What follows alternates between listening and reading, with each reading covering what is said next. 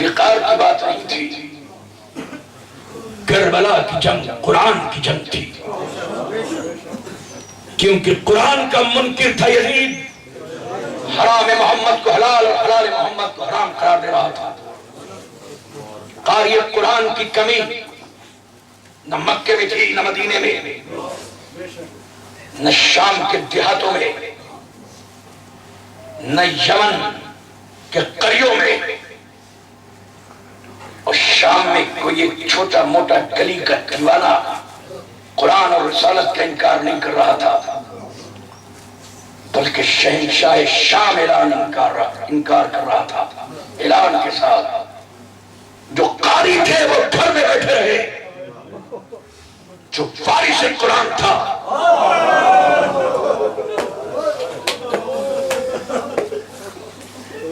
اس نے نالا کا مدینہ چھوڑ دیا۔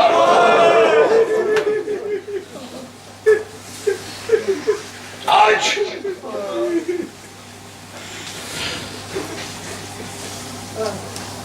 چھ محرم ختم ہو گئی، آج کی رات کل یہ طے پایا تھا کہ جناب قاسم کے مسائل ہوں گے، لیکن آج ہمارے بھائیوں نے طے کیا کہ پوری دنیا میں، کیونکہ آج کی شب علماء نے تعین کیا ہے کہ رباب کی گود میں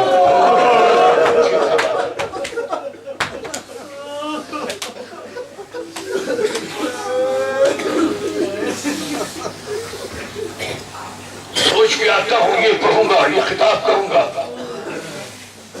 لیکن 2 گھنٹے کہاں ختم ہو جاتے ہیں مجھے خود بھی پتہ نہیں چلتا۔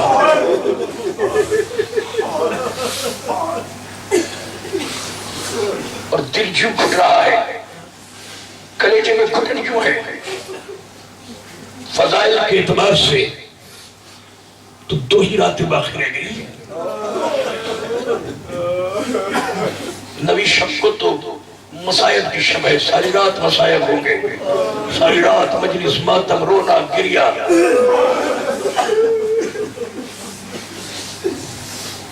کل پل کی طرح گزر گیا،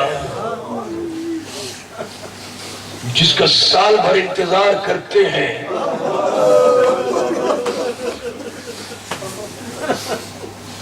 اور آج کی رات دیکھنے میں سب سے چھوٹی، سوچنے میں سب سے بڑی قربانی۔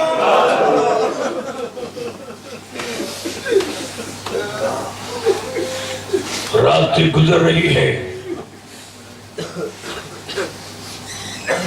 چند گھونٹ، چند چلو پانی ابھی خیمے میں باقی ہے۔ کل جب صبح ہوگی تو علی اصغر کے ہونٹ خشک ہونا شروع ہو جائے گا۔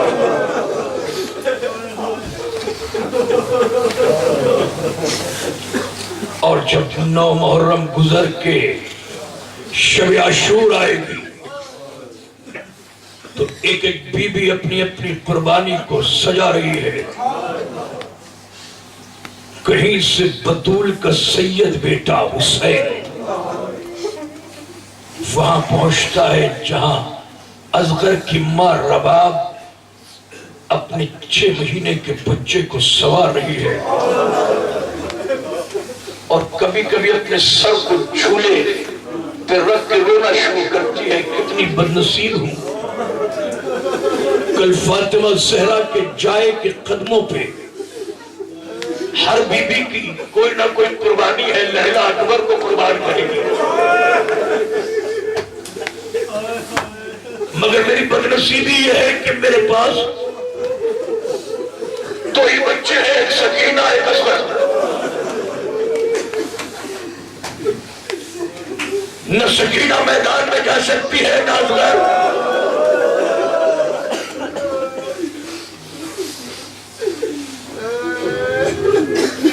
صبر کی سلطنت کے شہنشاہ حسین نے جب یہ جملہ سنا تو کہا رباب نہ رو، کل عاشور کا سورج نکلنے دے، اب اگر میں نے تیرے اصغر کو اکبر کی قربانی سے نہ بڑھا دیا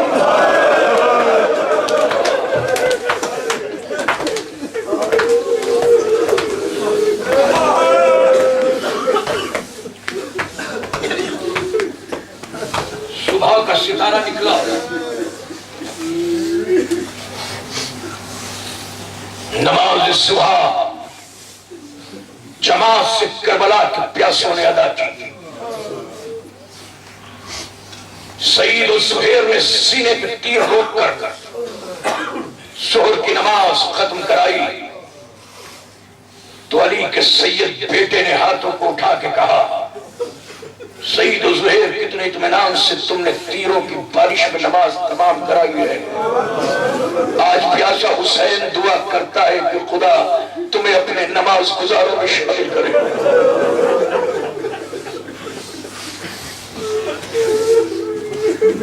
کٹے ہوئے شاموں سے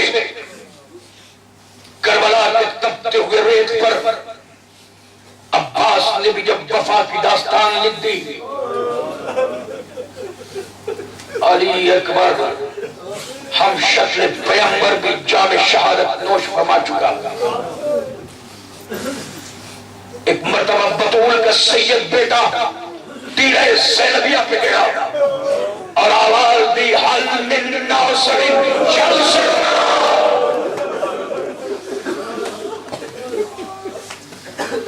علی اصغر نے جھولے میں بابا کی آواز سنی، اپنے آپ کو جھولے سے گرا دیا۔ حسین پوچھے کیا ہوا؟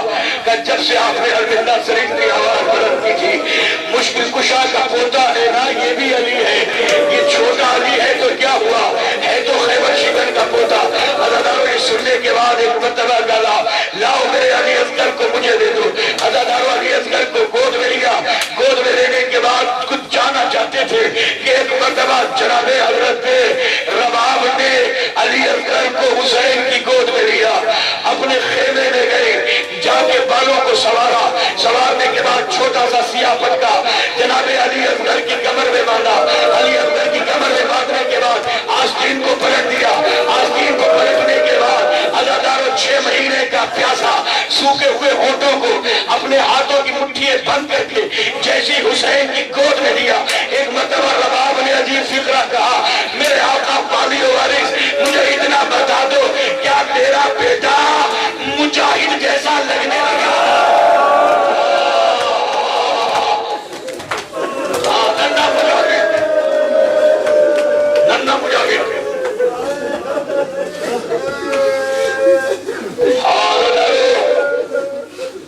حسین نے آغوش میں لیا، آغوش میں لے کر علی اصغر کو چلے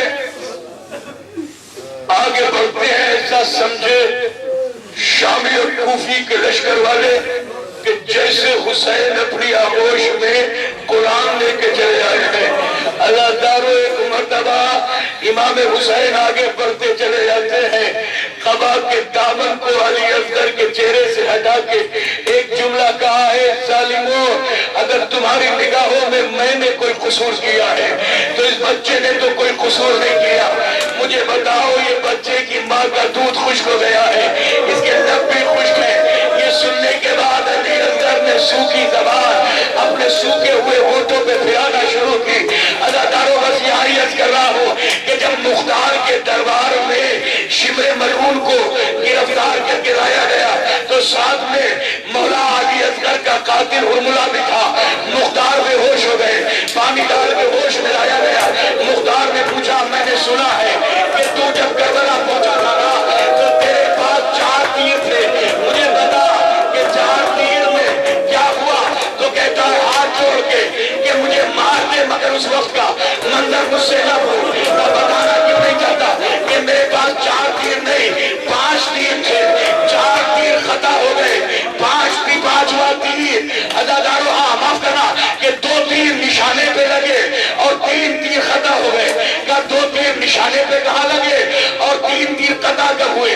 کہ جب تیرا آقا حسین علی اصغر کو لے کے چلا تو ایک مرتبہ مجھ سے پچھلے سال نے کہا کہ تجھ سے بڑا نشانے باز ہماری پوری فوج میں کوئی نہیں ہے، اقتا کرامت حسین، حسین کے کلام کو خطا کر دے۔ میں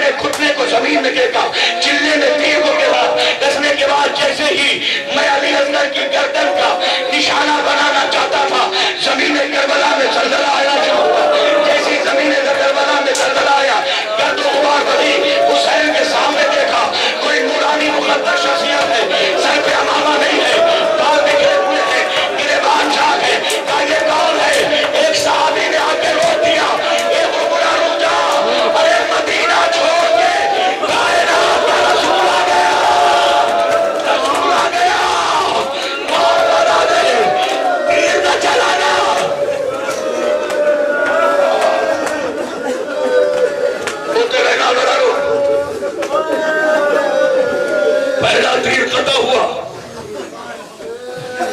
کہا میرا جب پہلا تیر قطع ہو چکا کہ تو یہ بتا کہ تیرا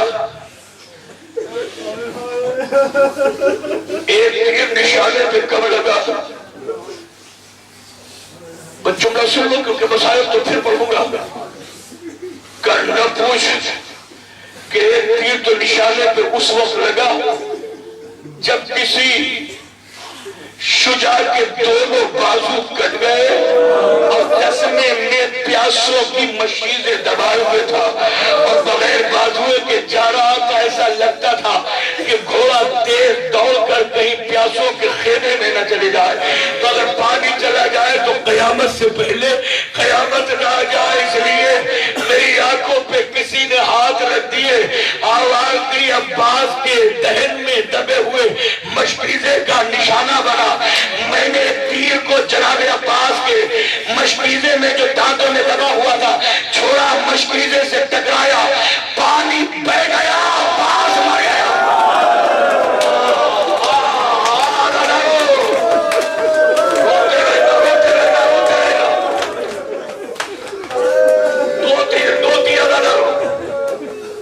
دو تیروں کے بعد